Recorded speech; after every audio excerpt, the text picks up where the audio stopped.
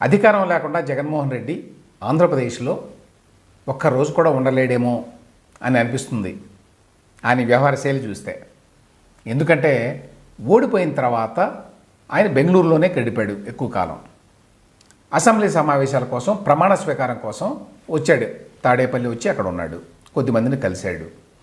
మళ్ళీ ఢిల్లీలో ధర్నా కార్యక్రమం పెట్టుకొని అక్కడ 3 రోజులని చెప్పారు కానీ 2 రోజులకే తిరిగి వచ్చాడు. ఎందుకంటే అక్కడ అపాయింట్మెంట్ దొరకలేదు ప్రధానమంత్రి గారిది, అమిత్ షా గారిది. వెనక్కి వచ్చాడు. వచ్చిన తర్వాత ఈ వైట్ పేపర్స్ ఇవన్నీ వస్తున్నాయి కాబట్టి వాటికి సమాధానం చెప్పాలి. అసెంబ్లీకి వెళ్ళడానికేమో ఇష్టం లేదు, ప్రతిపక్ష నేత హోదా లేకుండా. అందుకని ఇంటి దగ్గర మొట్టమొదటిసారిగా 5 ఏళ్లలో ఒక ప్రెస్ మీట్ పెట్టాడు. అయిపోయింది. మళ్ళీ ప్రెస్ మీట్ పెట్టిన వెంటనే నిన్న ఈవినింగే బెంగళూరు వెళ్ళిపోయాడు. మళ్ళీ బ్యాక్ టు బెంగళూరు ఆయన. గమ్మత్ ఏమిటంటే గతంలో జగన్మోహన్ రెడ్డి చాలాసార్లు చంద్రబాబు నాయుడిని, పవన్ కళ్యాణ్ని పదే పదే విమర్శించేవాడు. వాళ్ళు హైదరాబాద్లోనే ఉంటారు, వలస నాయకులు, అప్పుడప్పుడు వస్తారు ఆంధ్రప్రదేశ్కి అని. నిజం చెప్పాలంటే చంద్రబాబు నాయుడు గారు కానివ్వండి, పవన్ కళ్యాణ్ గారు కానివ్వండి, ఇద్దరూ కూడా ఎక్కువ కాలం ఏపీలోనే స్పెండ్ చేసేవాళ్ళు. అయినా కూడా ఆ రకమైన విమర్శలు పదే పదే చేసేవాళ్ళు వైసీపీ వాళ్ళు అండ్ ఈవెన్ జగన్మోహన్ రెడ్డి. అట్లాంటి మరి జగన్మోహన్ రెడ్డి గారు ఇప్పుడు 2 రోజుల పాటు వరుసగా తాడేపల్లిలో ఉండడానికి ఇష్టపడలా. ఏమాత్రం అవకాశం వచ్చినా వెళ్ళిపోతున్నాడు. మరి నిన్న ప్రెస్ మీట్ పెట్టి వెంటనే వెళ్ళిపోయాడు బెంగళూరు. కాబట్టి ఆయనకి ఒకవేళ ప్రతిపక్ష నేత హోదా రాకపోతే, వచ్చినా కూడా ఉంటాడని గ్యారంటీ లేదనుకోండి, అది ఎలాగో వచ్చేటువంటి అవకాశం కూడా లేదు. ప్రతిపక్ష నేత హోదా కూడా లేకుండా అసెంబ్లీకి వెళ్ళడానికి ఇష్టం లేదు. ఇతరత్ర కార్యక్రమాలు చేయడానికి కూడా ఆయనకి ఉత్సాహం లేదు. ఆ ఢిల్లీ ధర్నా కార్యక్రమం ఒక్కటి కష్టపడి చేశాడు. వెంటనే మళ్ళీ బెంగళూరు వెళ్ళిపోయాడు. బెంగళూరులో యాక్చువల్గా ఏముంటుంది ఆయనకి పని? నిజానికైతే ఏమీ ఉండదు.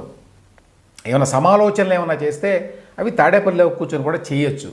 కానీ ఆయన భరించలేకపోతున్నాడు. ఆ ఎన్డీఏ ప్రభుత్వం, వాళ్ళ కార్యకలాపాలు, ఒకవైపు నుంచి చంద్రబాబు నాయుడు గారు, ఇంకోవైపు నుంచి పవన్ కళ్యాణ్ గారు, మరోవైపు నుంచి లోకేష్ గారు, ఇక మంత్రులు అందరూ హడావుడి, ఇవన్నీ చూసి భరించలేకపోతున్నాడు జగన్మోహన్ రెడ్డి. ఆ కారణం చేతనే ఆయన తాడేపల్లిలో, ఏపీలో ఎక్కువ రోజులు ఉండడానికి ఇష్టపడల్లా. సాయంత్రానికి సాయంత్రం నిన్న వెళ్ళిపోయాడు. ఎన్ని రోజులు ఉంటాడో, ఎప్పుడు వస్తాడో చూడాలి. కానీ ఒకటి మాత్రం నిజం, అధికారం చేతిలో లేకుండా ఆయనకి ఆంధ్రప్రదేశ్ పట్ల అంత అనుబంధం ఏమీ లేదు. నిజం చెప్పాలంటే 2014-19 మధ్యకాలంలో కూడా ఆయన ఎక్కువ హైదరాబాదులో ఉండేవాడు, లోటస్ పాండ్ హౌస్లోనే. ఈసారి హైదరాబాద్ కాకుండా ఎందుకు ఎక్కువసార్లు బెంగళూరు వెళ్తున్నాడు అంటే, హైదరాబాద్లో ఇక్కడ తెలంగాణలో రేవంత్ రెడ్డి ప్రభుత్వం వచ్చింది. అది కూడా ఆయనకి కంటగింపుగా ఉంది. బహుశా బీఆర్ఎస్ ప్రభుత్వం, కేసీఆర్ కనుక ఉండి ఉంటే హైదరాబాద్లో ఎక్కువ కాలం పాటు ఉండేవాడేమో. మరి అక్కడ చూస్తే పరిస్థితి ఎట్లా ఉంది ఏపీలో. హైదరాబాద్ వచ్చి ఇక్కడ లోటస్ పండ్ హౌస్లో ఉందామా అంటే ఇక్కడ మరి రేవంత్ రెడ్డి ప్రత్యక్షం అవుతున్నాడు ప్రతి చోట. సో ఈ రెండింటికి దూరంగా బెంగళూరులో ఆయన మరి ప్రశాంతంగా మనశ్శాంతితో ఉండాలని చెప్పి అనుకుంటున్నాడేమో తెలియదు. మీరు ఓటమి తర్వాత చూస్తే జగన్మోహన్ రెడ్డి యొక్క ఆయన ఫిజికల్గా ఆయన స్వరూపాన్ని, ఆయన తీవ్రమైనటువంటి మనోవేదనకు గురవుతున్నాడు, తీవ్రమైన స్ట్రెస్కి గురవుతున్నాడు అని అర్థమవుతుందండి. ఆయన ఫేస్లో కానివ్వండి, ఓవరాల్గా ఆయన బాడీ లాంగ్వేజ్ కానివ్వండి చాలా మారిపోయింది. కొంతమంది చెప్పేది ఏమిటంటే ఆయన బరువు కూడా తగ్గాడని ఓటమి తర్వాత, స్ట్రెస్ మూలంగా. ఇదంతా ఆయన కొని తెచ్చుకున్నదే అనేది వేరే విషయం. అంటే ఇవాళ నిజంగానే జగన్మోహన్ రెడ్డి ఒంటరివాడు రాజకీయాల్లో. ఆయనకి ఎవ్వరి మద్దతు కూడా లేదు. ఏదో ఢిల్లీలో ధర్నాకి కొద్దిమంది పార్టీలు వచ్చి మద్దతు తెలిపాయి కానీ, బట్ జగన్మోహన్ రెడ్డికి ఆయనకే తెలుసు, నేను ఒంటరివాడిని, ఇప్పుడు నిలదొక్కుకోవడం చాలా కష్టము, మున్ముందు పరిస్థితులు అగమ్యగోచరంగా ఉండబోతున్నాయి, ఎటు తిరిగి ఎటు వెళ్తాయో తెలియదు, ఈ విధమైన స్ట్రెస్లో ఉన్నాడు. ఆ స్ట్రెస్లో ఉండటం వల్లే మరి మనిషి చాలా డేలా పడిపోయాడు. మీరు గమనిస్తే ఆయన మరి గడ్డం కూడా నెరిసిపోయింది, అప్పుడే స్టార్ట్ అయింది నెరిసిపోవడం. ఇవన్నీ కూడా స్ట్రెస్ మూలంగా జరిగేటువంటి పరిణామాలు.